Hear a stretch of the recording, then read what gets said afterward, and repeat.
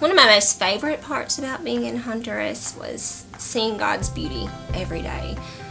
We take for granted the beauty that we have here in the States, but it's so easy to see God's creation and His splendor. That very first day that we were there, they invited us to a church service sort of down the hill and back up from our lodge where we were staying, and the pastor talked about how we were to love one another and that people would know us by how we treated one another.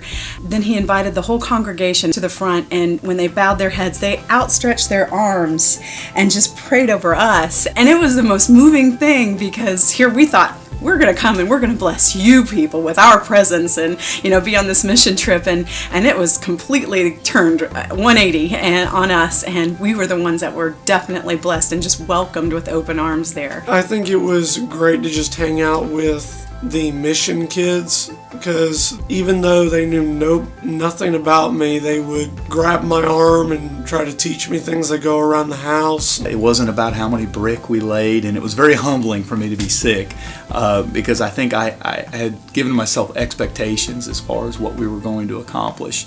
And at the end of the day, God was in control, but through that I was blessed, and it brought us together as a group.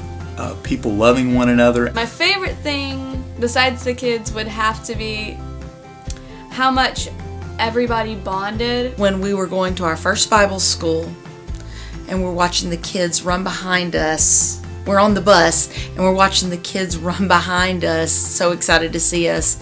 And then when we got there, we had to walk down to the school, and the children were literally running from the school to greet us and shaking hands with us and hugging us. Probably my favorite part of the trip actually was one of the more emotionally draining parts, but we were able to visit the grave of a lady who's left behind some kids that lived at the mission. Just being able to go to her grave and kind of do what ended up being more like a memorial or funeral service, and just singing some worship songs together.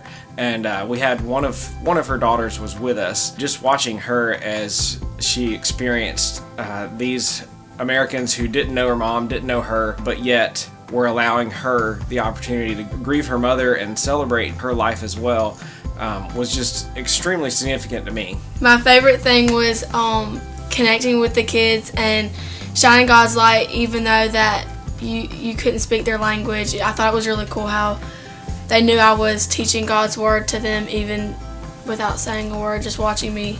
You can go anywhere and teach any person about the love of Christ. He taught me to listen to Him and not to be afraid to speak or show people love through actions. I just feel that God showed me that you don't necessarily have to speak the same language, but you can show others love and show others His light through your actions and through your kindness and your smile.